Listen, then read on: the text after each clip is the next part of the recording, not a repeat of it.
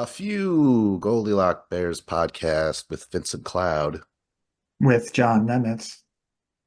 With David Lauer. And this is the show where we introduce ourselves with being in the beginning every time. We also like to talk about our loves, our hates, and indifferences, the gray areas in life, things that we're rip-torn about, not the actor, but something similar, or we're ambivalent to it. You never know, but it's the stuff right in the middle, you know? But before we do any of that, we talk about old topics in a segment called the Deja Fuse. Yeah, so I was looking into we were talking about last week the moon and if full moons actually make people crazy or that kind of thing. And I was seeing if there's like any scientific research on the effects of the full moon. And the short answer is probably not, at least in the modern era. But, back before electric lights, people would actually get less sleep like around a full moon because it was like brighter outside. And there is also something weird even now where your blood pressure, I think, is lower when there's a full moon than Oh not by a ton, but my God. I'll take some it though. Good news. some Yeah. short, some measurable. Oh, okay, let me put it this way: your blood pressure is higher when there's a new moon. Oh, that is. So full moons now, I'm thinking I want to be a werewolf with low blood pressure. That'd be just fine with me. Wasn't it like, wouldn't it be like back in the day? Wouldn't there be like more like robberies and burglaries and stuff, you would think? Like back in the 1800s, you could go rob a barn or something and Yeah, because you could you see got what the you're doing. moonlight. Yeah. Yeah, Oh shit. Okay. could be. Yeah. So funny. That was the one thing I was gonna text you guys. I was like, can we cut out the whole full moon thing on the podcast? I felt like we went on and on. I was like, oh my gosh, I should cut it out, but I didn't. Instead, I cut out one of my sexist jokes, my classic sexist jokes. Vince, Must you not have have been much the left after that. Vince, you always have the authority to cut out anything you want, all All right? right, all right. But Agreed. if we catch it, we're gonna ridicule you about it later. Well, yeah, I was thinking about it because it's like I know Dave, you never listen to anything that you record. You're just like, Exactly. I put it out there in the universe, enjoy it. It's for my fans to enjoy, not for me. No, that's fine. Like I compare that always to how Johnny Depp never watches his own stuff. So I'm like, yeah, Dave's the Johnny Depp of The two of a podcasting. kind. Even Johnny Depp is like, "Hey, you've seen one, you've seen them all." Oh shit. I can't wait till you enter your Amber Heard era. Oh Oh. God. Should we get the show started? I believe I need to start. It's been a while. Let's get into, oh my gosh. I want you guys to pick love, hate, or indifference. I love Rube Goldberg machines. I hate children acting, and I'm indifferent to hats. Oh, we got to talk hats, right, Dave?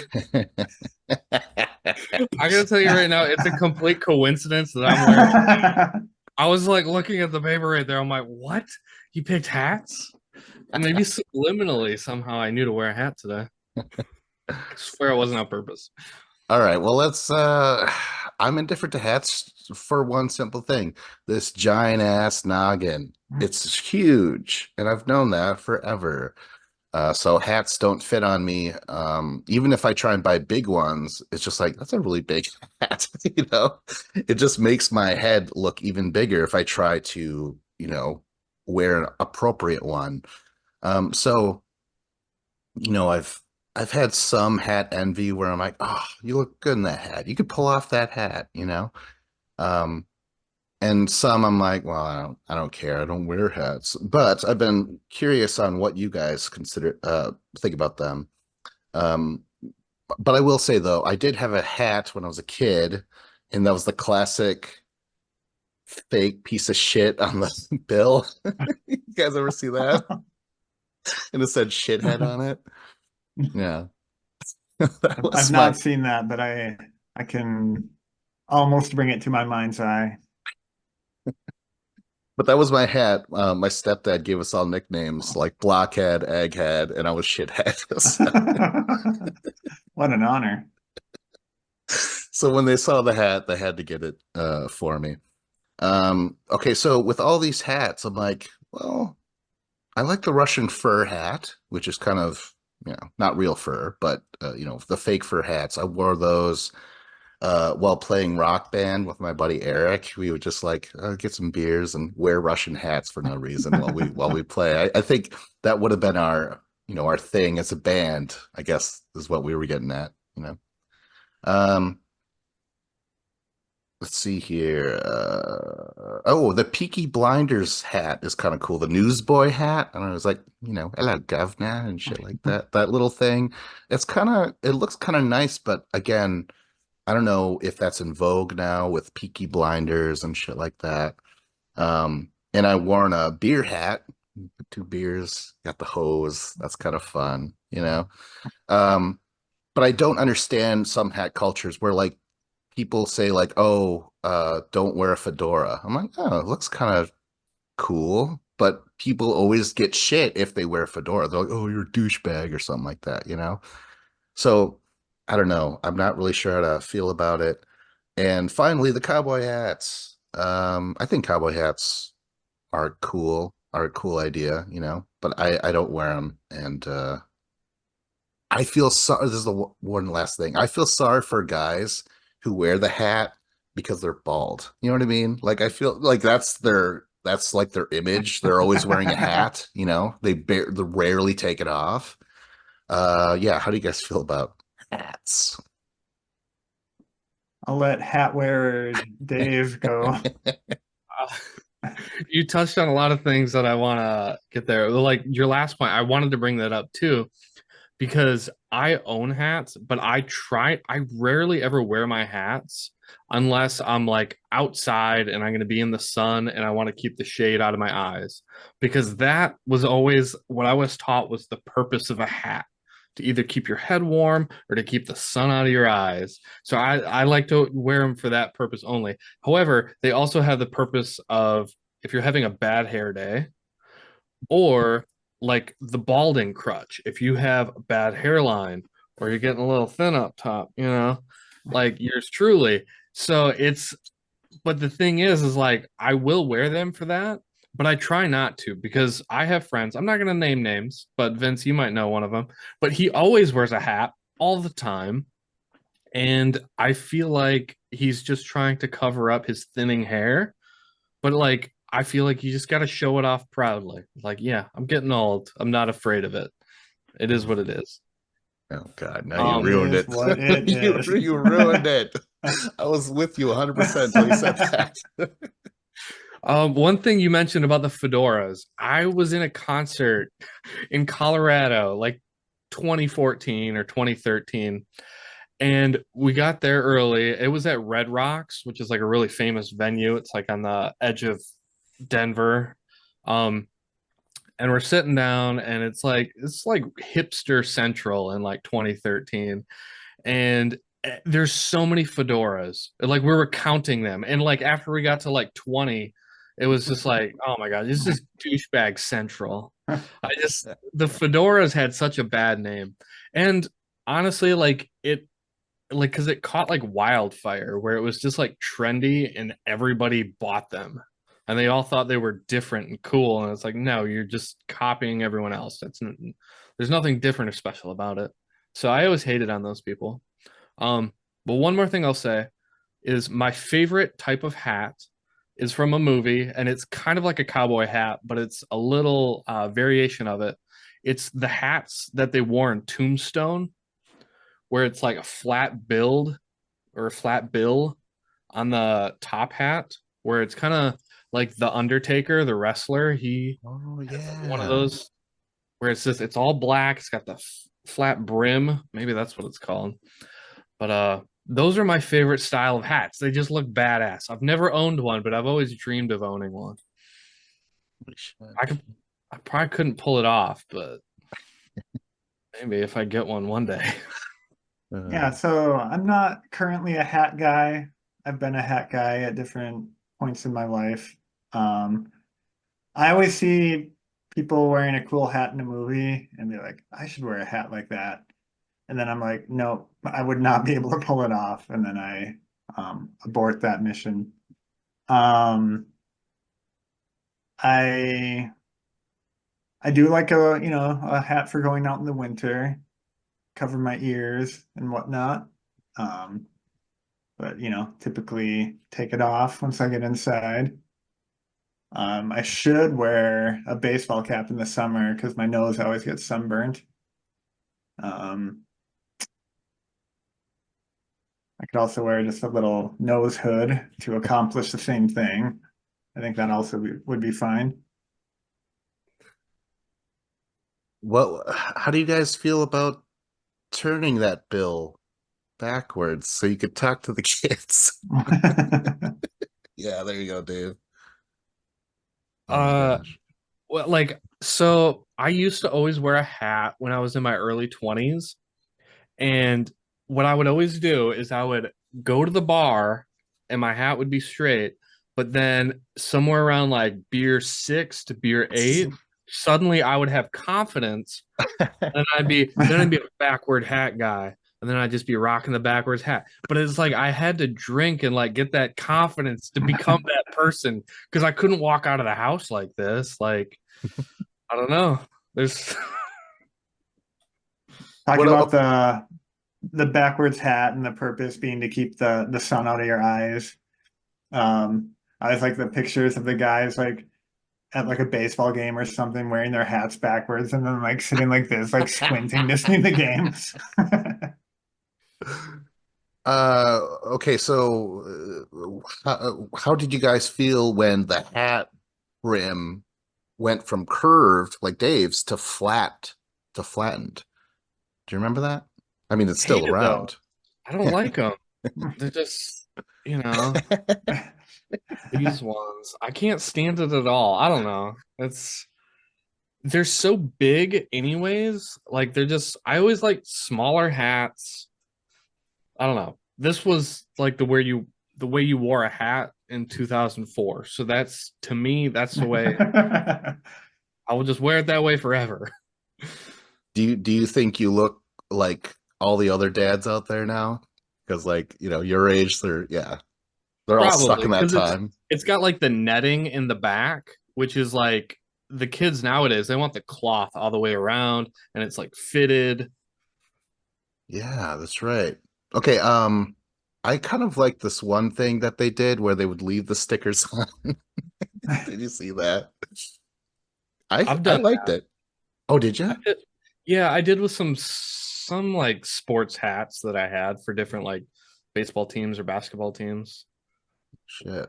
That's cool. I do like, watch like 50s movies and stuff where like, that was like a hat culture time. Like everyone wore hats. They all had like different kinds of hats and um, would there's like this scene in the movie The Apartment where Jack Lemmon is getting a different hat because he just got promoted. So he has to wear a hat fitting to his new station oh and my stuff. gosh. That's great. Let's see here. Maybe you guys will clash over this. What do you guys feel about bucket hats? Loved them and wore one all the time when I was a kid. Like a Gilligan hat. Yes. I was a big Gilligan fan, Oh, so that's why I wore it. I don't know. I don't know I why kids always today are wearing them. I always thought they were weird. My grandpa would wear one fishing all the time.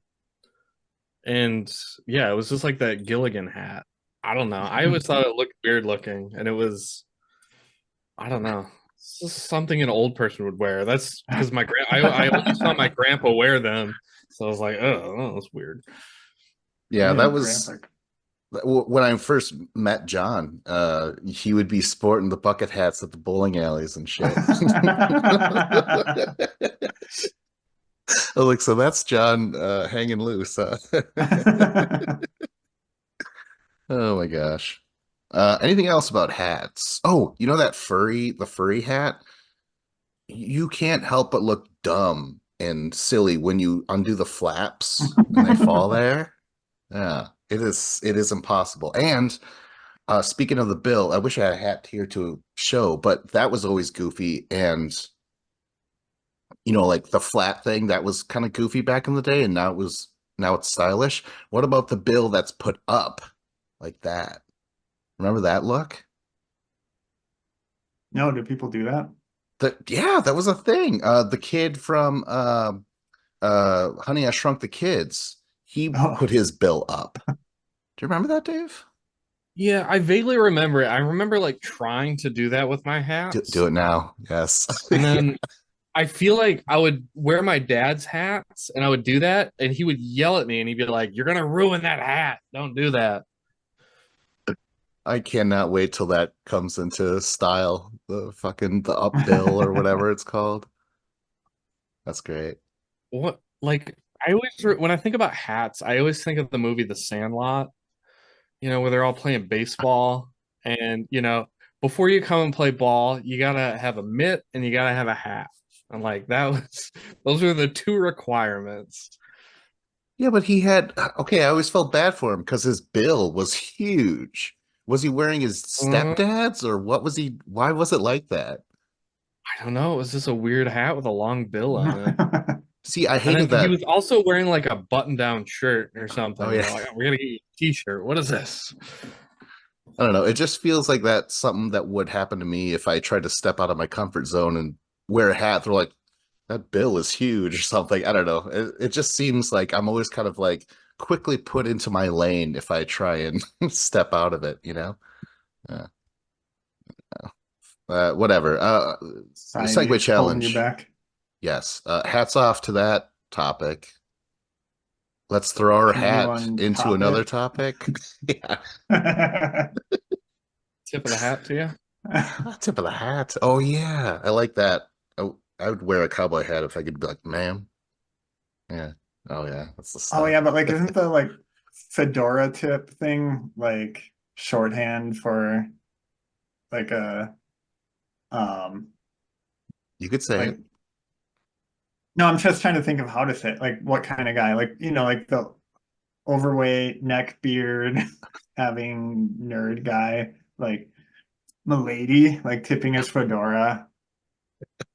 You know what I'm talking about or no? Vaguely. I don't know. Like I said, people give the fedora a lot of shit, so yeah, I probably wouldn't try it.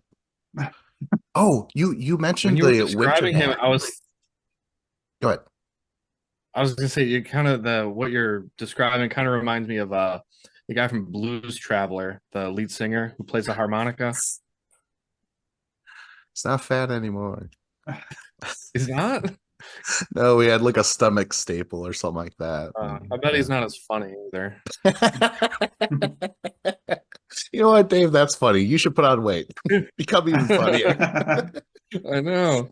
Jonah Hill's not funny either. He used to be. Whoa, he's actually, yeah, he's doing more. No, wait. Wasn't he funny in Don't Look Up or some shit? He was skinny there? No? Anyways, He let's. wasn't that skinny. He was kind of in his transition stage. I don't know. I thought you were gonna say he wasn't that funny, but all right, the topic, guys. Someone go.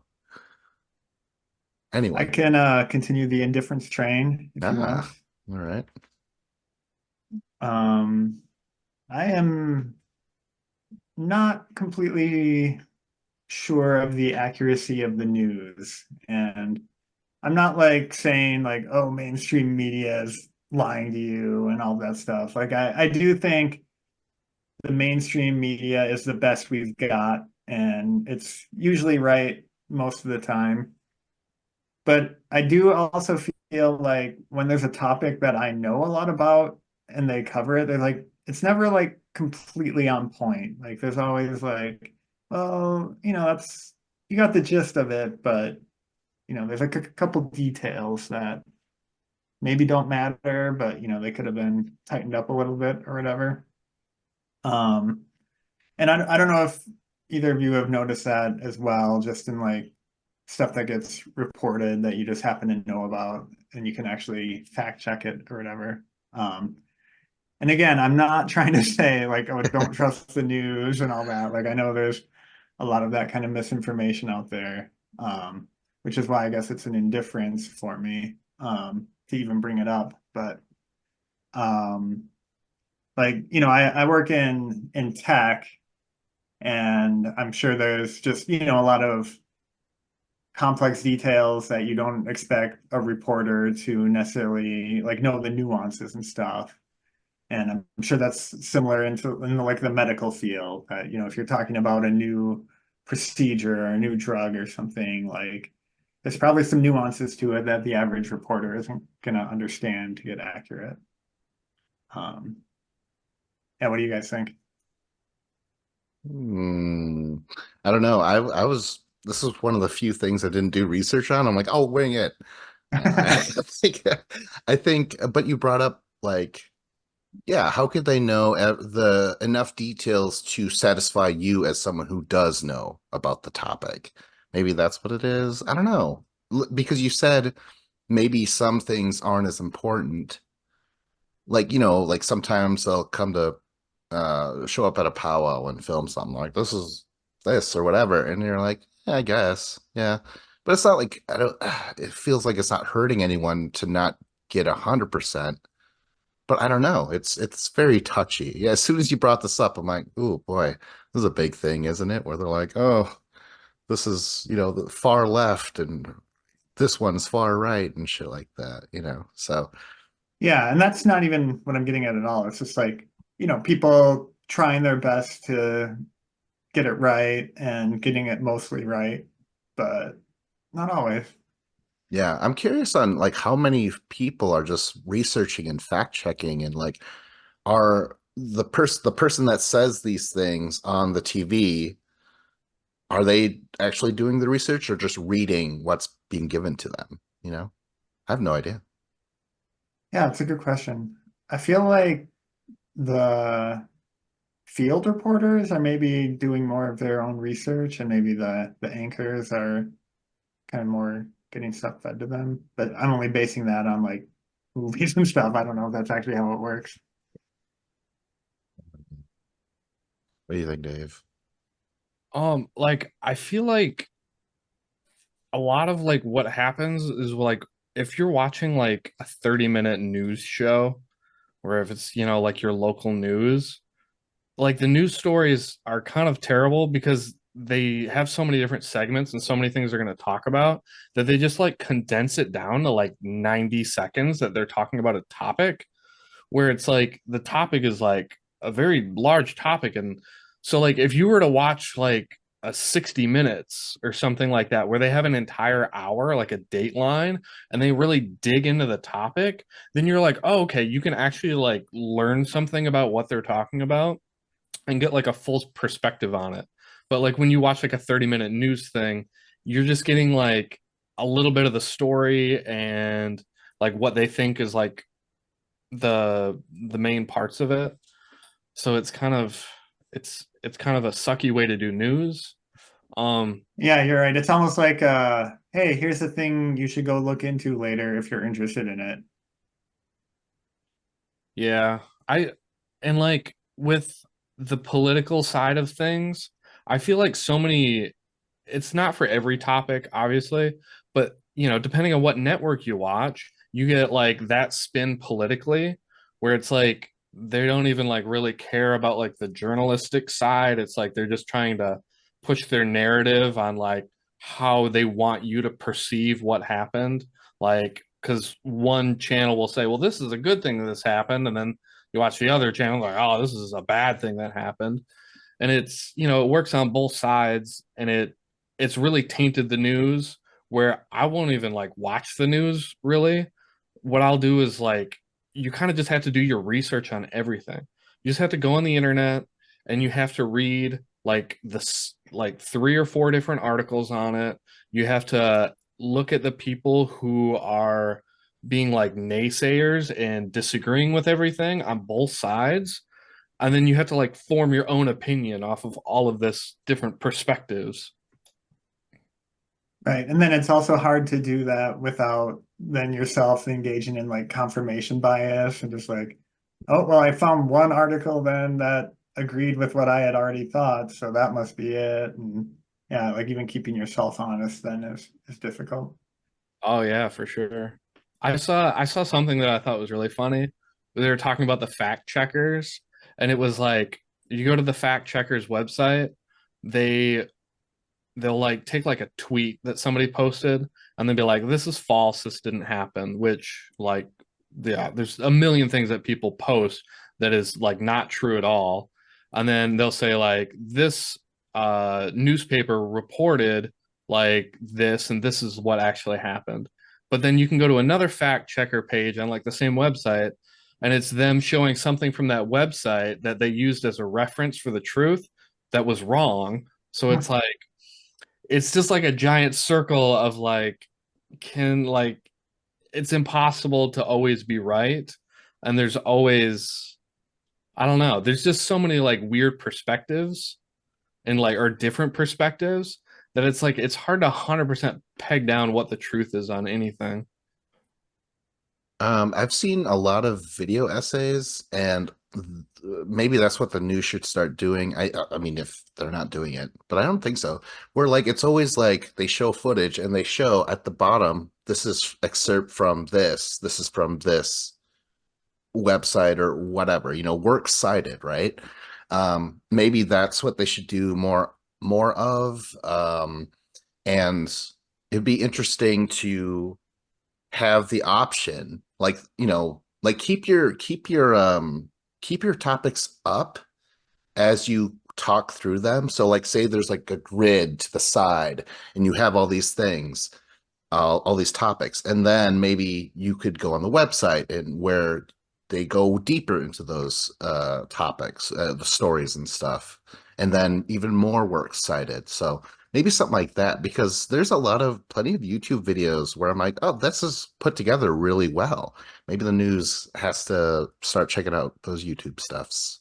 Yeah. Yeah. Another Yeah. thing I wanted to mention was my problem with the news is how everything, especially like with the age of Twitter, that everybody just wants to put out the news first. And it's not always about accuracy, it's about just getting the news out there first. Because recently, just a couple days ago, UFC fighter John Jones, who's always in the news for getting in trouble with the law or failing a drug test, NBC reported that he was arrested for like assaulting a drug tester, and like it was all over the internet. And then it turns out like the next day it was like actually he wasn't arrested, but they just But kind of so it was like oh okay. But the thing was is like I don't 100% fault him for it because it's like he's gotten arrested so many times and right. he does such crazy stuff all the time that if somebody says that, you're going to be like, yeah, it sounds like it doesn't sound far-fetched at all. Dang. Yeah, I heard about that too, and I didn't even bother to look into it because I'm like, of course, Yeah, exactly. You just roll your eyes and like, yeah, he's at it again. because But it's more often than not, it's true. I can't remember the last time they falsely reported him doing something. Yeah. Mhm. Um, Segway challenge. Dave has a topic. News at 11. More after the break. Should I go with my indifference? Yeah, let's keep it rolling. I am indifferent to the Olympics. I just saw an advertisement talking about the Paris Olympics, which I think would mean that it's going to be Summer Olympics this year in Paris. Yeah, and they always do even years too, so that makes sense. Um, I don't know. I remember when I was a kid and the Olympics were always like a big deal. And maybe it was because there was like we only had 4 or 5 channels on the TV and you had an antenna and you're like, oh, we get to watch the Olympics. It's so exciting. Like I remember watching like the 92 Olympics and then like the 96 Olympics, and it was a huge deal. Like, like watching like the Nancy Kerrigan, Tanya Harding thing unfold on Ooh. TV was crazy. And then, just all of the stuff was so exciting, I guess maybe when I was a kid, but now I'm just like, none of it intrigues me. I don't care. I feel like there's been so many different like drug scandals with different athletes in different countries having drug programs helping their athletes cheat. There was a famous documentary that was on Netflix about like the Russian cheating scandal where they set up the testing sites where they would collect all the urine samples, and then there was like where the outlet was on the wall, there was a secret room back there, and they could pull the outlet out, somebody would stick their hand in, take the samples, and they would peel the little stickers on it and then replace the samples with like clean urine and then swap them back in there. Wow. And it was like this whole thing they did. So like everyone on the Russian team was cheating. So that way, I think like after the investigation and all that, and they knew that it had happened, the Olympic Commission, I think they banned Russia from the Olympics that were in like Rio de Janeiro Oh, or yeah, wasn't there something where there was like somehow there were athletes, they could still participate, but not under the Russian flag or something weird like that? Oh. yeah, that's right. That they would have there was a weird flag I remember that year. Yeah. I was like, what is that? I Googled it and then I was reading all about it. And I don't know, but like the bloom is off the rose with the Olympics. It's just like I want to be excited about it, but like when I was a kid, oh yeah, I almost forgot the Olympic Dream Team for men's basketball with like the greatest collection of basketball players with Michael Jordan and Larry Bird and Magic Johnson, and it was amazing when it's on your Wheaties box when you're eating cereal as a little kid. But it just, I don't know, none of it's exciting anymore. And it's just like, oh, whatever. I'm probably not going to watch any of it. Okay, well, so you're not in awe of like, wow, these are superior athletes. Like you don't even like there's not one sport that kind of gets you into it, like beach volleyball. Yeah. Uh, Definitely not team sports. Like Olympic team sports, I just really don't care. Like, because the only thing you're rooting for is like the country, I feel like. And if you're like rooting for your country to win, like, okay, like I don't know. It's just not a big deal with like team sports. Like the stuff that really I think is kind of interesting is the individual stuff. Like, but at the same time, like if you have Michael Phelps, who's awesome at swimming, he's got like 20 some gold medals, but that's because they have 20 different types of swimming. Like, why is there that many types of swimming? Like, just have a sprint, like a short one and then a long one. It should be two types. Like, come on. What There's about the so many, relays? What about the backstroke? What about the butterfly? right? Oh my gosh. It's just the same thing over and over. They're like, we need to fill some time. Like, It's God damn it. Meanwhile, Phelps is like, yeah, I'll tell that to my rotator cuffs. It's all the same. Fuck you.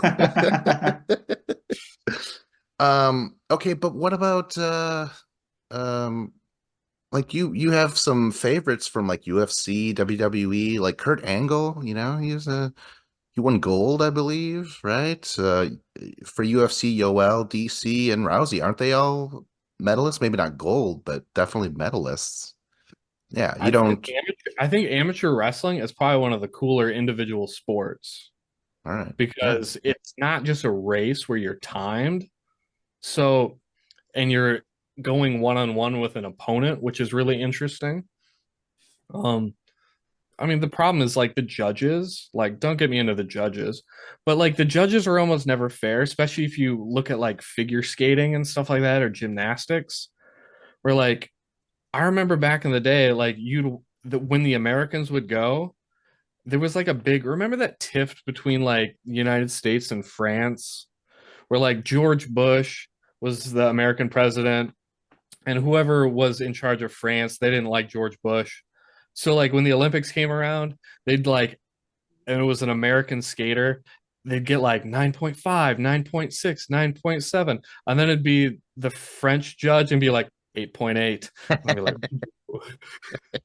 I don't know. It was just like the judges, you never know with the judges. They could score you bad, and and it's could be the difference between gold and silver just because of the judges. Yeah, I mean that's like a really interesting topic to me in general. Like, if you think of like what's the pure like seeing who's the best at that. And that's just like, okay, a person running against a timer, or a person like seeing how high they can jump or how far they can jump. Like there's no like arguing that like the results of that are it, assuming they keep the conditions the same and all that stuff. And then you have team sports, or or not even team sports, or just sports where it's people competing against each other. Like that. It's still like, okay, the outcome is whatever the outcome is based on how they perform at that time. And then yeah, like anything where there's just like judges giving their opinion, it just like makes you like question how legitimate anything of that is. Like how can you truly be objective in that? Are so you brought this up, Dave, and I forgot this is kind of like the point or whatever, where it's like, yeah, USA. Where I'm like, I don't fucking care. Like, I don't care if USA loses. Maybe fucking China is better, regardless of whatever relationship we have with them at that time. You know what I mean? Like, it doesn't matter to me, because I'm not that patriotic really. So throw me out Yeah, now. I always thought it was kind of strange because like for some people, if they're like a basketball player, you'll have like the basketball player for the Milwaukee Bucks, Giannis Antetokounmpo. He's from Greece, so like in the Olympics, he'll play for the Greek team. Maybe I don't know. I have no idea if he's ever played in the Olympics, but hypothetically, he could. But I always thought it was weird. I'm like, oh, you're gonna play for Greece, but I'm like, but the person, I'm like, you're a citizen of the United States. You live in the United Oh. States, but you can just like, oh, I was born over there, so I'm gonna go and play for that team. And it's I don't know. It's weird because like there's no like hard and fast rule. You just have to like that country has to be like, yep, we're okay with it. Our commission agrees that you can play for our team. And they're like, yeah. So Could you do it's it the weird. other way, like pay some mega athlete to like live in your country for a year and then play for your team? Ooh. I don't doubt it. That's probably happened. Oh, fencing. That is what I gotta check out besides the beach volleyball. Fence. I'll tell you the problem with the fencing. They're all wearing the same beekeeper suit. Like you can't tell the difference. Like give them like put them in a suit that's like the colors of their flag. Throw a So if flag on they're their back, for God's sake. yeah, if they're Brazil, let me Like a know. cape. If they're Russia, let me Yeah. know. A cape Okay, would well, be well, cool. yeah, it's not perfect, but fencing is what I get into whenever it dawns on me to check out the Olympics. But you got all this technology that they wear. It's like sensitive, like technology, and sometimes like their sword will bend. They got, it's like you're ruining the fantasy. I wanted to pretend that these are sharp swords, but then the technology kind of wears off. You got some judges have to go up and like stomp on the sensors to get them moving again. It's yeah, I even had at no idea. even at the college level, they deal with that stuff. It's just I don't know what fencing did before this, but it's just so odd now, you know, because like yeah, sometimes people will get hit and the loser will be like, yes. And the winner will be like, yes, but only one actually got the hit. So then, and sometimes it doesn't work. So they gotta go back to zero. So but other than that, fencing, man, fucking yes. I was thinking this could be a future love, but some loves I want to actually do myself and not just watched it once on a TV. You know what I mean? So until I have myself you know, a fencing match, just gonna have to wait. I will say though, I work with a lot of people internationally, and so it is fun to pay attention to the Olympics so you can like trash talk people from other countries, like on conference calls and stuff. Um, And I also find it amusing that each country's broadcast of the Olympics is just going to be stuff that that country is good at. So like we don't get to see a lot of the cool stuff that goes on because we're only watching the stuff that like Americans are good at. Did you guys see? I don't remember. It was like 4 years ago or something. I think it was like, well, it couldn't have been 2020. I think they canceled it. Maybe it was before then, but it was men's curling. And I looked up the US men's curling team, and it was the funniest thing ever because everybody on the curling team was either from Duluth, Minnesota, Superior, Wisconsin, or like other small towns in Wisconsin or Minnesota.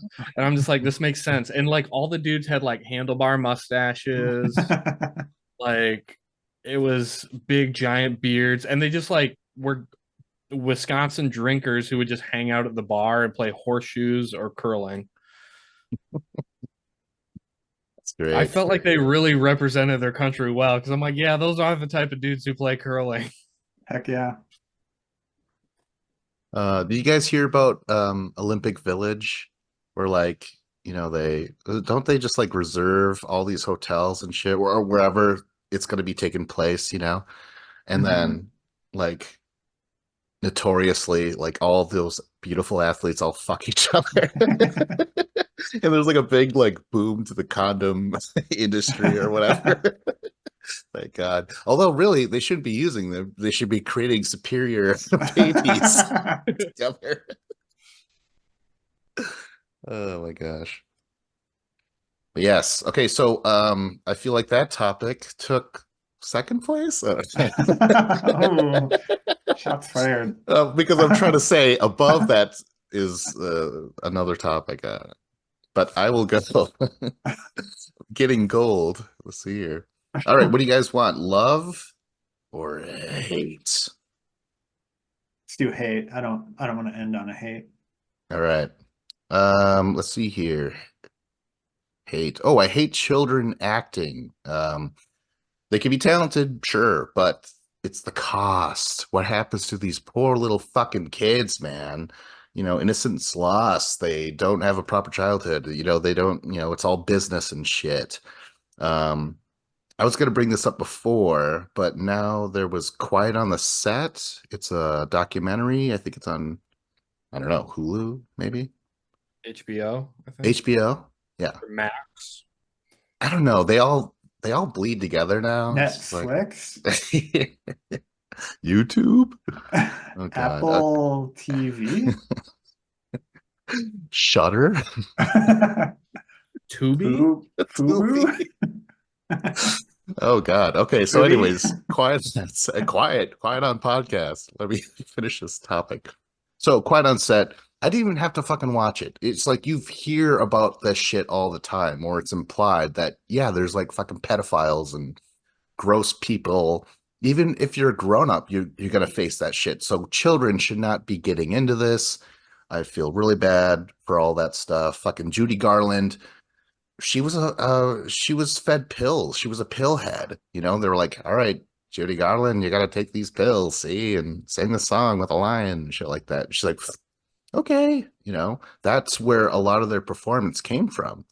They would take pills to get that energy and then pills to finally calm them down, because they got to get back to set 6 hours from now or something like that, So poor Judy Garland, she had a bad life because of all that.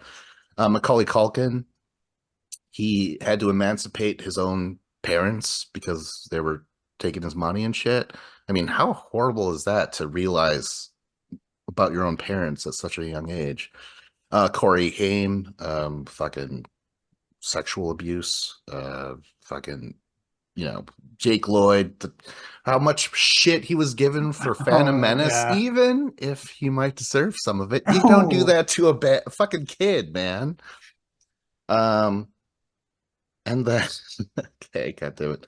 Okay, so this is my solution. This, because back in Shakespearean times, women weren't allowed to act; they were played by men.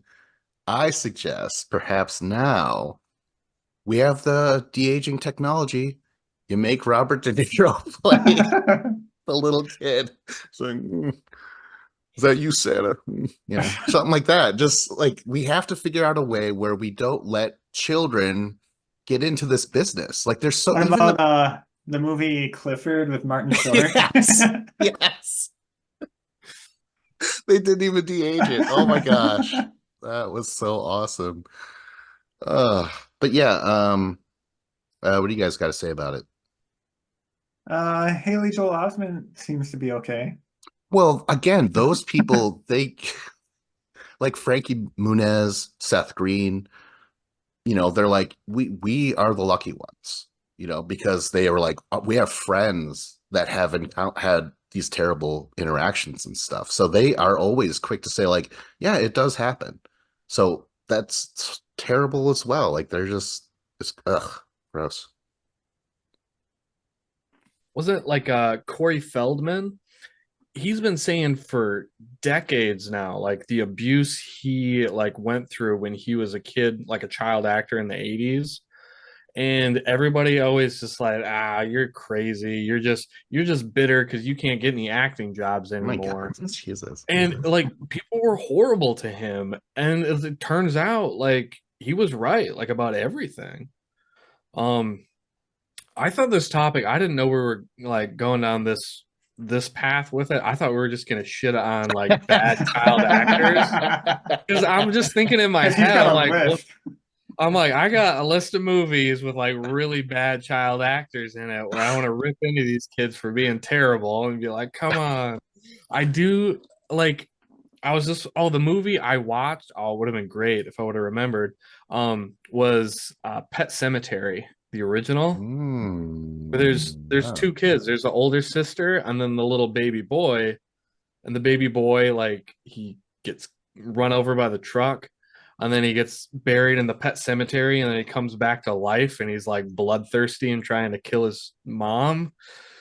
Like, I thought the kid acting was actually kind of decent in that movie. I thought they did good. Like, it was definitely not perfect, but those kids were surprisingly young for those roles, so they did good.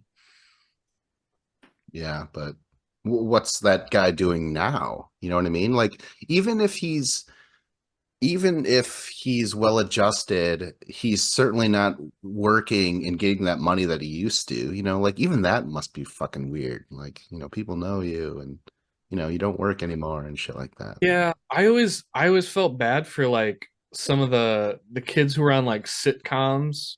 Yeah. Like I used to watch Home Improvement, and then you're like, oh yeah, like Jonathan Taylor Thomas and uh I don't remember Zach, Isn't whatever. Zach locked up for something right now? Yeah, I think he's gotten like Oh, he's got really? like I don't know if it was domestic abuse or DUIs or he's a felon. Like he's gotten arrested multiple times. And I And think, yeah, I was gonna say Wilson was sued by the company that owns what's that? Fucking, oh my God, it's escaped my Ensigns? mind. No, blank was here. What is that fucking Kilroy? Oh Kilroy? my God, Jesus Christ! Wow, that was not worth it. Wilson sued by Kilroy. It works. Anyways, I fine. thought Wilson's been dead for like 10 years. Like, leave him Oh really? alone. Well, Yeah. well, What if there was like instead of just like you can only work so many hours a day, what if it was like you can only work so many weeks a year? So like, like you're not gonna be the breadwinner for your family being a child actor, and like you're still gonna have school and all that stuff. oh, so we don't eradicate child acting. We just Do you like think the technology is there to do that? imagine Jeff Goldblum. So What would I that look like, Vince? I can't do a Jeff Goldblum. I wish I Oh, could. come on. Oh my God.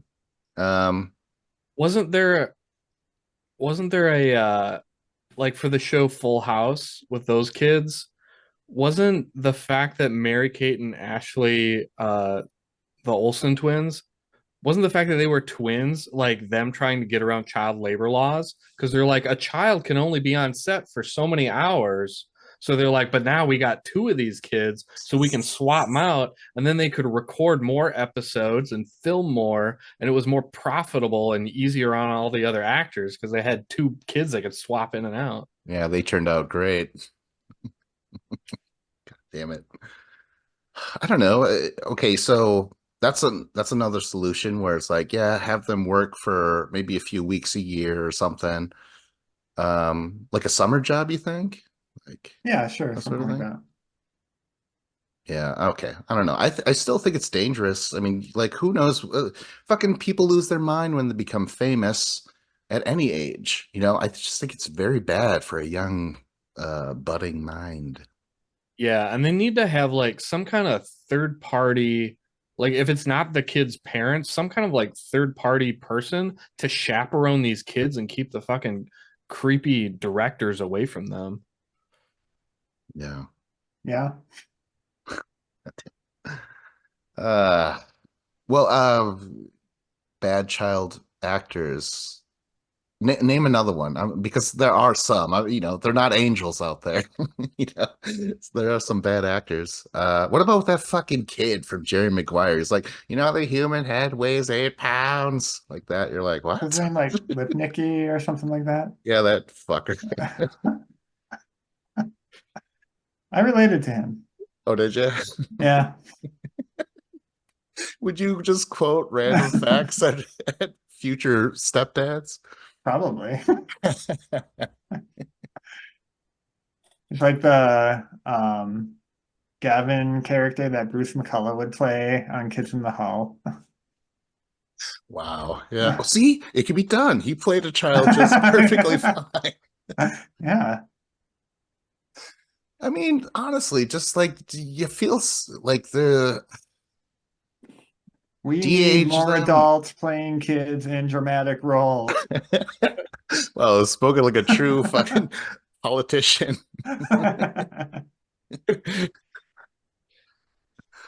But Yeah. what about like a success story? Like Neil Patrick Harris. He was little Doogie Howser. Like he wasn't Yes. a little kid, he was a teenager probably. Right. And we all thought like, man, whatever happened to that guy? But then he came back and he's had like a incredibly successful career. Haley Joel Osment, we're waiting on your comeback. Like, Oh, he's what are you played waiting? Slow Joey on Comedy Bang Bang. Is that Right. good? It's great. All He's right. hilarious. Okay. All right. All right. Well, let's quiet on this. Let's speak up on the set and talk about another topic. How about that? Whoever's next.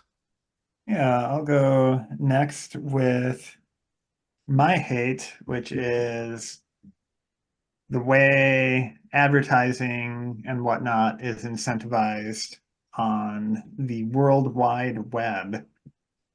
Um, the classic example of it is if you want advertisements on your web page, they have to be, this many words on the page. So you're like looking at, a recipe for like, oh, how do I make taco dip? And you have to scroll through like someone's entire life story to get to the bottom Oh of the page no. to like, oh, here's the ingredients, here's what you do. It's like, 50 words, but they have to pad it out. Or how you're searching for anything and there's like six things on top that are like advertisements until like finally the thing that you want to get to. And like um companies will always like buy the AdWords for their competitors. So like you search for something and you just like will get to the wrong thing if you click the top link, which is an advertisement. Wow. Um or with like YouTube videos, like if you want to like learn how to um you know change apart an appliance or something, it's a 30-second video, but you get monetized better if you have like a 10-minute video. So there'll just be a bunch of bullshit in the beginning And then finally at the end, they'll be like, oh, by the way, unscrew this, pull this plug, and you're done. Wow. Yeah, that's really opened my eyes because I'm like, there's a lot of padding. Yes. Yeah.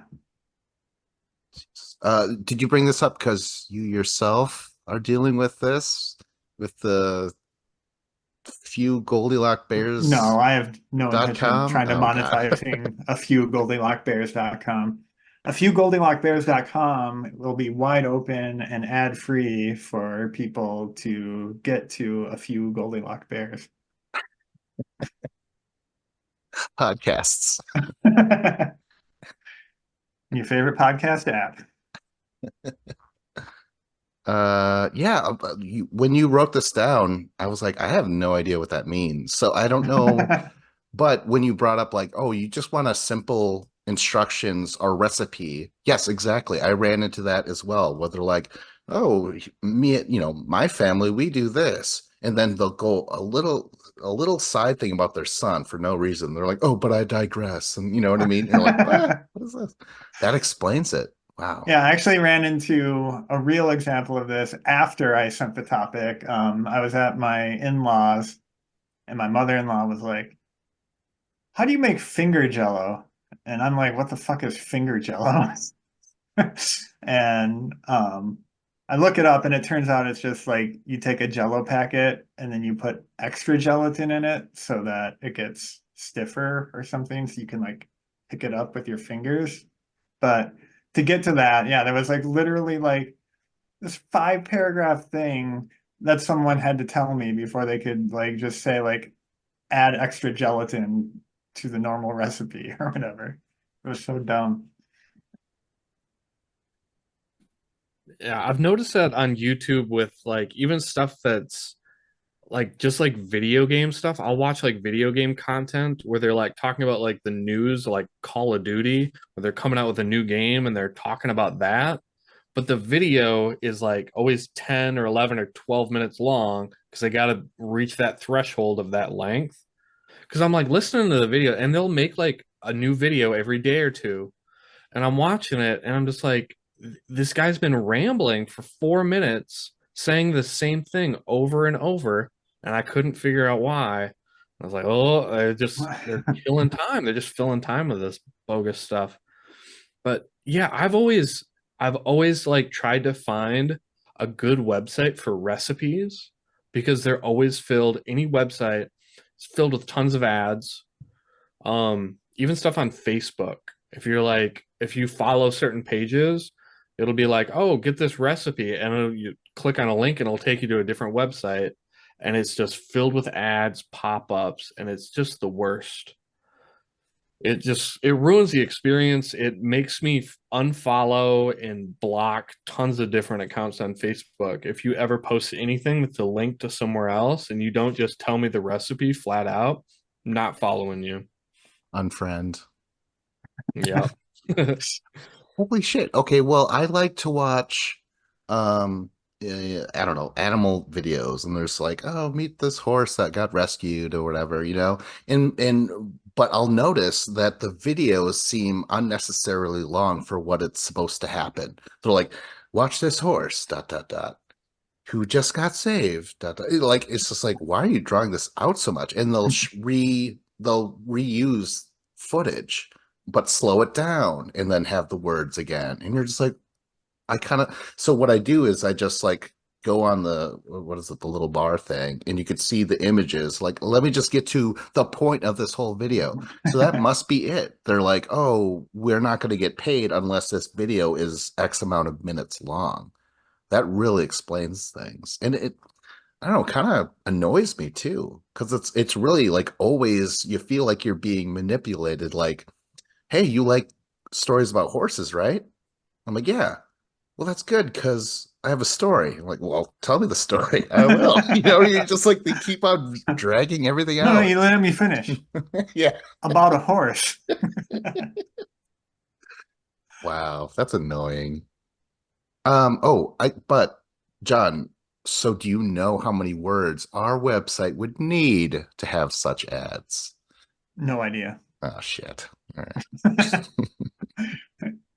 You should come out with a nice wordy description of the podcast, though, including uh, tidbits from your childhood. Oh yes, I feel like I do that anyways. Oh gosh. Um, Segway challenge. Let's not draw this out just to earn a few extra pennies per watch. Move on to the next topic, Yes. Dave. Let's talk about my love. You have a picture behind you, John, of a beautiful lake, and my love is kayaking. I see a canoe there. And canoeing, Mhm. kayaking, like same difference. It's like the same thing to me. Um, there's like different, I love kayaking. There's different styles of kayaking. You can like go down a river and like through rapids and stuff with kayaks. I don't really do that. I go the relaxing route. I don't like going in rivers at all because you have to have like a drop off point and then pick up like a couple miles down the river. I don't like that. I like to just going to a nice calm lake that doesn't have like big boats with big loud motors on it, no jet skis, no like water skiers, just a nice little lake with a kayak. And then I just paddle out. I got my fishing pole. I got like a little radio where I can listen to like a baseball game, or I can have my phone where I can listen to music that I like that's relaxing. You got your And just bucket hat on. got your bucket hat. Yep. And then I got like a anchor like tied around like a cement block with a rope tied around it so that way you can just anchor yourself to the bottom and then you can just put the paddle away and you can just sit out there and just float on the lake, listen to music or a baseball game, cast your rod and I almost never catch I've caught like maybe two fish my entire life on my kayak. And it doesn't even matter. Like I don't care if I catch fish or not. It's nice to get out on the water. It's so peaceful. Um, it's a lot of fun. And I own a kayak, but I haven't gone in like years. And I just recently, like 2 weeks ago, I went out and it was awesome. I freaking loved it. And I mean like it reignited my passion for it. And I'm like, this summer I'm gonna do this more. I'm gonna get out on the kayak and just float out there, try not to get sunburnt. And like I live in Oklahoma, so like there's no crocodiles here. It's not like Florida or Louisiana where you got to worry about like that. I've heard that there's like water moccasins, which is like a type of snake. So I heard that I need to be weary of those. So someone told me to bring a machete and just chop up the snakes if they're trying to swim at me. Ah. I I think they were joking, but part of me is scared. I should probably look into it. Well, I don't own a kayak, but I did kayak last year for DJ Maddie Nice's 40th birthday, and that was cool. I've been on a canoe before and shit like that, but never specifically the kayak. But it was nice and nimble. I feel like you could kind of navigate if you want to go down the river, you could navigate those whatever they're called, the rocks. Well, that's cool. Rapids. Yeah, the rapids. But I will say that I would prefer the kayak where you're on top of the thing, not when your legs go inside of it. Because if you tip, that sucks. It fills up, it's heavy as shit. You got to try and drain it and stuff like that. You lose your goddamn belongings that you thought was safe. That sucked. Uh, however, I had a lot of great times on that kayak. I want to buy my own, but my truck doesn't. It's got the sun roof or it's all glass on the top, so I don't think I could install a kayak rack. So maybe do they sell really small kayaks? Is that what I see people going in sometimes? They're usually inside of them. I don't know. Yeah, they do make Like some pretty there's small ones Yeah. for sure. Yeah, there are smaller ones, but they handle a lot differently. Like the bigger the kayak, like the wider it is or the longer it is, the more steady it will be. If you get like a really small one, you'll tip over very easily. So that's kind of a risk versus reward. You wanna, if you're like Vince, you're a full grown man, so you're not gonna want something too small. Yes. I need a full grown kayak. Like Oh, I had a Yeah. car. I just strapped it on the roof, scratched the hell out of the roof of my car. Just put ratchet straps around. I was like, whatever. I didn't care how janky it looked. Uh, Well, I don't, yeah, I'm thinking maybe a small one could fit inside the truck and like go up on top of the passenger door, lower that or passenger seat, lower that. Yeah, but if I could, I would because that was so peaceful. Like you were saying, you're one with nature once again. So I would like to do that. If I could, I would buy one this summer. Dave, Totes. first I got to say, you would love the Boundary Waters Canoe Area Wilderness, as discussed in episode 2 of A Few Goldilock Bears, available on afewgoldilockbears.com for download.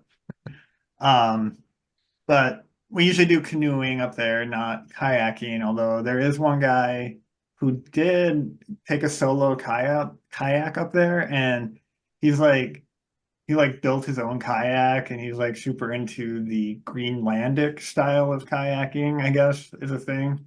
And they are like very small and narrow, and like you say, handle very differently. And they'll actually, like, I think he's done this where you'll roll over on purpose so you can like practice rolling yourself over again, without getting out, without losing all your stuff. Like it's pretty crazy, and people get really in. People can find a way to take something as peaceful as kayaking and make it into like an extreme, terrifying thing. it is like Yeah. definitely a bucket list thing of mine to go to the Boundary Waters. Um, I've always wanted to go. At one point, like Matt and like some of us were planning on a trip.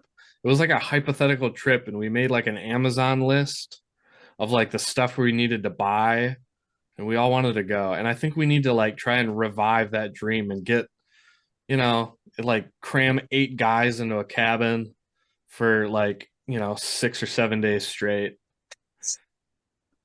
Any kayaking gonna happen? Well, the people who are trying to escape. Yeah. Oh man. Yeah, it's such an awesome thing. I can't wait to do it. I wish there was a river that would take me from Wisconsin to Oklahoma so I could visit Dave. Well, Segway you challenge. could get pretty darn close on the old Mississippi. Yep, that's right. Mississippi. All right, well let's Let's kai paddle up. our way to the next topic. I think it's me. I got one left here. Let's see here. Oh, the love. I love the Rube Goldberg machine. This stems from the classic game growing up, the board game Mousetrap. I fucking Heck yeah. love that game, man. And I don't even think I played it properly. Like, you would just set it up, and set it off and stuff, and that was always cool. Um, it was always in great movies like Pee-wee's Big Adventure, The Goonies, and I got to make one once. So when I was working at the adult day center, they were like, "Hey, let's make a Rube Goldberg," and I was like, "Yeah, I love those things. I've never done them before."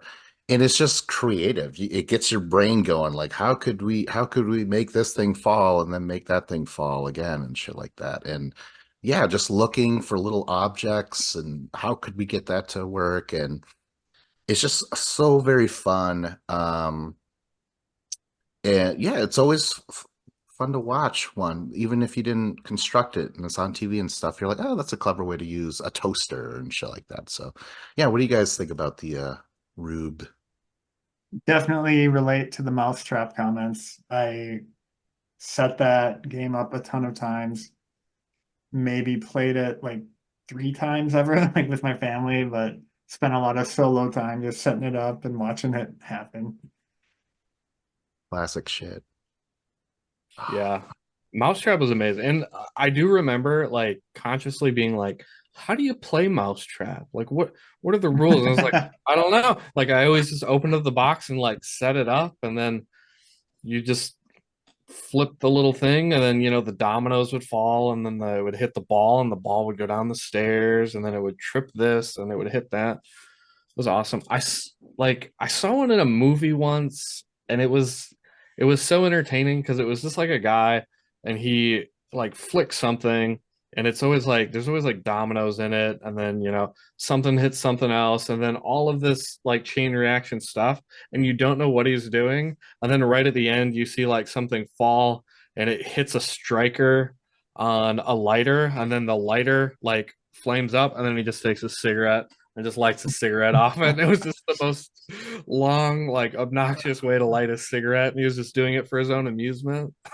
Oh Yeah, man, talking that's about dominoes, wasn't there like a line of toys called like Domino Rally or something like that? And they they had like loose dominoes that you would set up, and they had them on tracks where you just had to like tip them back, and it would like set them up, and oh they were like kind of hanging at an angle, and then you could form the chain with that. And then there was always like some random element to it too. So like the dominoes set off a rocket or something, and that then bounces off of like the next set to keep it going.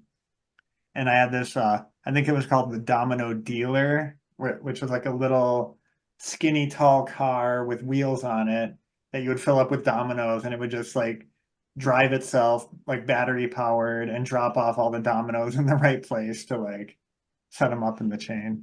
holy shit. Wow. Uh, but yeah, good point about like how all this stuff just just to light the cigarette or whatever. That's always fun because they don't show you, sometimes they don't show you what the point of all this is, and it's almost always just kind of funny that you went through all that trouble for that. Um, Workaholics had a good thing where they did a whole Rube Goldberg thing. The whole time Adam's got his finger on a finger cuff or whatever attached to a string. So it goes through all the shit and just to pull his finger and he doesn't fart. So like God, this whole thing was a disaster. Yeah, I don't know. Just try and construct one sometime, guys. It's really fun.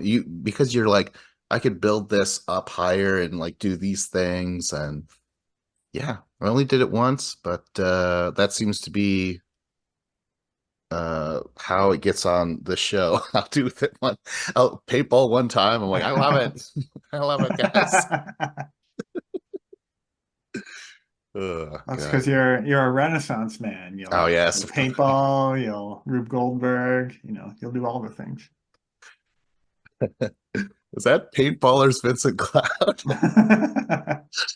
I know him more as Rube Goldberg kid. All right. Well, you know what? This topic just fell down and knocked over the other topic. Oh, geez. Whoever wants to go. All right.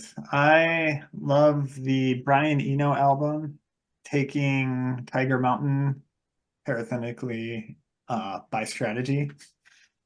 I'm actually like a really big fan of, I think it's his first three albums, where like they're actually kind of like rock and roll albums and vocally driven and stuff. And I like a lot of his later, like he gets electronic and instrumental and all this stuff.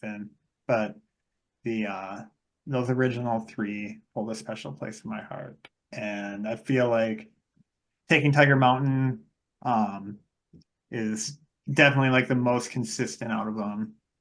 Um, I just think they have like a really unique sound to them, kind of like circusy at times almost. Um, the the song "The True Wheel." I remember when I was in freshman year of college. They had this thing where just random like local bands would um, show up and put on a free concert in like the student union or whatever. And there was this band that had like a dozen people on stage and like all kinds of different instruments like strings and brass and whatnot. And they did a cover of The True Wheel, which I had never heard before. Like that was my intro to that song. And it wasn't until like a decade later I actually learned the origin of it and like learned about this album, and that made me appreciate it even more. Um, but yeah, I'm a big fan of Eno in general. Like he's been a producer on stuff like Talking Heads and a bunch of other stuff. Oh shit. Was in like the Roxy Music albums, a couple of them that I'm a fan of. Yeah, have either of you had ever heard this album before or any of his stuff in general? I've No, only yeah. Go ahead, Dave. I'd never heard of them or anything, but it was good. Like I liked listening to it. I liked the vibe of it. It was, I don't know, it like I enjoyed like sometimes when I get like turned on to like something new musically, usually I'm kind of like, and I don't like it, but I was like, okay, I'm like, I like this. This is good. Like there's nothing wrong with this at all. So it was like, this is, I want to listen to like other stuff of his. Like I just listened to that through the album once, just kind of like as I was going about my day, but it was enjoyable and I liked it. Yeah, the Yeah, oh god. his other stuff like all like I mean just throughout his entire career it all varies greatly. Like a lot of it gets like really ambient. He has this album called Music for Airports, and the idea is like it's just supposed to be like inoffensive background music, but still like interesting to listen to. Um, and he has one, I forget what it's called, something about the Apollo missions, but like it's like really kind of spacey, kind of ambient music then. I loved an ending ascending, I think it's called. It's one of his instrumental ones for sure. Because I had no idea he sang until today when I listened to this album. I thought he was going to be spacey, ethereal, instrumental stuff. That's what I was ready to. But I liked the album. But yeah, I wanted to say I liked it. It was all weird and silly and fun. Um, it was Third Uncle that came out, and I'm like, this is great stuff. Just like it really get me going like a locomotive or something like that. I was so into everything they were doing. You mentioned True Wheel. I just wrote down intricate. It felt like all the music was kind of like going into each other and like I don't know. I just loved how I could almost visualize all the chords and notes, going into each other and stuff like that, which was so much fun. Um, but also so many weird sounds. Like China by China sounds like scratchy guitars, but like almost like scratching a record, but it sounds like they're playing with guitars and stuff. Taking Tiger Mountain, the very last song, it sounds like Hawaiian music almost, like the little plucky guitars.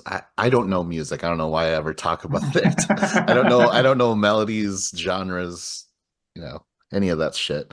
But that was really cool. It's kind of like our theme song for a few Goldilock Bears. It's kind of lazy guitar. That's what I'm kind of going for. Um, and then Great Pretender, a lot of bendy and wobbly guitar sounds. And then at the end, it sounds like frogs, Oh the way they're yeah, and that playing. on the vinyl record, the like the looped groove at the end that just catches the needle to prevent it from scratching against the label or whatever. It actually has that sound in it. So like, it goes on for like a few seconds at the end of the track. If you're playing the record, it'll just play that indefinitely until you That's like take the awesome. needle off. Yeah. That's great. No, I love that. Like, I really it's experimental stuff, which I love. Beatles like to experiment, Radiohead like to. I just like that sort of shit. So right away, I'm like I said, I didn't know he sang. I was ready for instrumental stuff. Like, do you know where an ending ascending is from, by chance? Like where in his career? Yeah. Um, because I loved Yeah. it in Traffic, and then it was again in the movie 28 Days Later, and I'm like, I fucking love this song. Who's it by? And yeah. Oh, that's just a song. Oh yeah, yeah. It's just a song. Yeah, so that's actually in that Apollo album I was talking about from Apollo. 1983. Okay. Apollo Atmospheres and Soundtracks, it's called. Okay. And it's that whole thing, atmospheric Yeah. instrumentals. Yep. Cool. Yeah, I'd say that song is a pretty good representation of the overall album. Awesome. Yeah, I saw the cover and I thought instantly of what's his name? Danny Elfman. Oigo Boigo. I don't know. Oh yeah. Yeah. And it wasn't too far off. It seems like they're both really bizarre and weird, but I love that stuff. That's cool. I like it. Oh, and then they also play like a toy. Put a straw under baby. Sounds like they're playing on a little bitty toy Yeah. thing, and like it sounds like they got a class full of little kids to play flutes because it's kind of off. But I'm like, Yeah. I think that might be the point, you know. Yeah, I Yeah. really like this. Right. Yeah, like I just like how fun loving it is and like um experimental but without like being so like self-serious. Yeah, Radiohead. I Yeah, like I Radiohead I, too. I love Radiohead. Yeah, I I don't even like stand by the that remark. I don't know why I did it. I just like the tone of it because anytime like I'm around the house and I'm like cleaning or like doing laundry or I'm like driving somewhere, I'm always like, what kind of music do I want to listen to? Like, do I want to listen to rock music? Like, I'm not really in a rock mood. I'm like country. Do I listen to like emo rock punk music? And then it's just like, it's nice to have like new different like types of genre of new music. So I love being turned on to like new bands and new things because it's like, okay, I'm gonna listen to this, and it puts a whole new spin on things because it takes me out of like what my comfort zone musically is and what I like gravitate back towards. It's fun to like push those boundaries. Why did he stop? Did he straight up stop singing after a while or what? Yeah, like as far as I know, he only sings on the first three albums, and I'd highly recommend both of those other ones also, Another Green World and um Here Come the Warm Jets. And yeah, I would love it if he just made another album that sounded anything remotely like those three, but you know, he's taken a different path with his career. And I do like his other stuff as well, but it's just um, it's all very different. Yeah, I'll definitely check out more of his stuff. Show. Segue challenge. Um, Let's take this last topic by strategy. yes. All right, bring us home, Dave. I think. Um, I hate the redundancy of like certain types of household products, like cleaning products or hygiene products. Um, it's like super wasteful. I think because like if I think about like you have toilet paper and then you have paper towels and you have Kleenex and you can have like, wet wipes and it's like it's all the same thing and you just repackaged it four different ways and you're selling me the same thing where it's like this is so wasteful. It costs tons of money that I shouldn't be spending. Um, I feel like in my younger days, I used to just buy toilet paper and then I would have a roll of toilet paper on the coffee table. If you got to blow your nose, there it is. And then, like, I didn't use paper towels. It was just like I bought hand towels. I would use a hand towel for, 3 or 4 days until it was dirty. And then you put it in the wash and you get a new one. And there was never paper towels. Like, that was like a luxury. It's not because they're not something you really need. Um, and then there's other stuff like cleaning products. More like but like the hygiene products get me like the amount of different soaps there are. You have like face soap, you have hand soap, you have shampoo, You have body wash. It's like I don't need, and then you have, your Dawn dish soap for your dishes. Um, and then I have a dishwasher, so there's a different types of pods I need for that. And then if I'm doing like the laundry, then I have your detergent, your laundry detergent. It's like it's all soap. Like just like what's one good type of soap and I'll just use it for everything. Because like why am I going to the store and buying seven different versions of soap? I would love it if you start cleaning with toothpaste because you're like, listen, I barely use it anyways. Maybe it's too expensive by the ounce. So maybe I'll start brushing my teeth with Dawn dish soap. If it's safe for the little birds and the oil spills, it's got to be safe for teeth, right? Stands to reason. Oh my God. A little side tangent. I hate the fact that oil spills are so common that in every dish soap commercial, they're like, we're cleaning the ducts. They're like, God damn it. I hate that. They're like, who cares if all the water is poisoned? We'll save a couple dozen ducks. Like, it'll be okay. And it's like, no, there's a lot worse problems than the ducks. Sorry, ducks. Everyone's gonna be poisoned when they drink the water. Oh God. You brought up a good point about the paper thing. Like, I remember and still do feel this way. Paper towels is like, yeah, I got something else for your ass spill. You know what I mean? Like I clean you up with something else. But I don't know. Some people will look at strange if they're at your house and you put a bib of toilet paper on. You don't do that. You know? I feel like my grandma used to have like she crocheted like a thing that you put over a toilet paper roll and then you just have this top sticking out and then you could like pull it out, blow your nose. So it kind of worked like a box of Kleenexes, but So rough. it was a single roll of toilet paper. That would hurt my sensitive nose.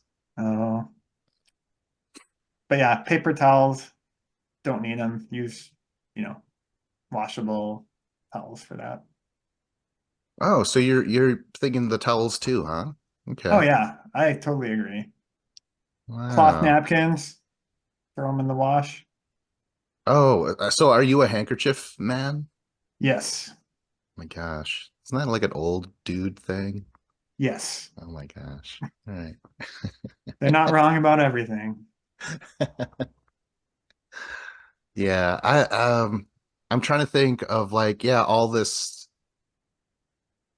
different soap and stuff. So what are you gonna do? Are you gonna try and like really stretch out the soap, like your hand soap or something? Or like, do you own hand soap or do you like this is what I'm doing right now, and this is mostly because I'm too lazy to go to the store. But like my body wash, I'll just like wash my hands. That's what I do.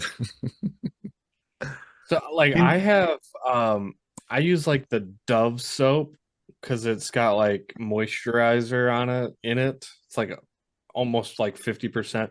I don't even think it like really qualifies as soap. It's called like a moisturizer bar because it's more like moisturizer than soap. But I use that on my face because it doesn't like dry my skin out. But I like that. And then I went for I don't have a lot of hair. It's always short and I always cut it, and it's rather thin as well. So I don't even like buy shampoo. Like I bought a bottle of shampoo recently. I hadn't bought one in like almost 2 years because I have a bar of soap and I'd wash my face, I'd wash my Ah, hair, and then I'd wash my armpits. And I'm like, all I need is a bar of soap. I don't need body wash, shampoo, and a face wash. Like I don't need all that stuff. But it's like I've started with that, and I do want to branch out into other stuff, like getting rid of the paper towels and just having, I have hand towels. There's a whole drawer in the kitchen, putting those to more use.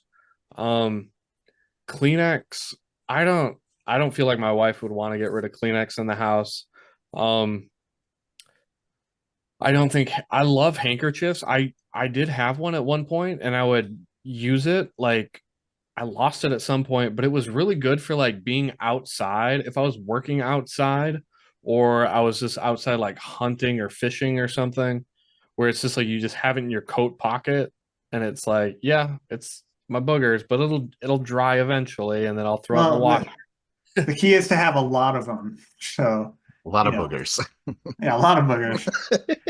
It's mostly A lot- booger than handkerchief now. But yeah, like that way, you use it just a little bit and get rid of it so you're not carrying around this dirty thing in your pocket. Yeah, well, I don't know. Your attitude towards like what's the difference? It's soap. You could use it everywhere. Kind of reminds me of like my dad or uncles or something like that, where they're like, "Why don't you just mix all the food together? It's all going to the same spot." I was like, "Well, I like to enjoy tastes and stuff." Like, I don't know. Like, I'm sorry that you wish to not have any joy in this world anymore. Everything's so utilitarian with you. God damn it. Have you had a KFC bowl? They just put the Oh, mashed potatoes and the corn and gravy and chicken, everything. You just put it all together. You that's just a good eat it like point. it's Good point. delicious. Slop. It works. It works for some things. It doesn't work for all things, but I Dude, don't know.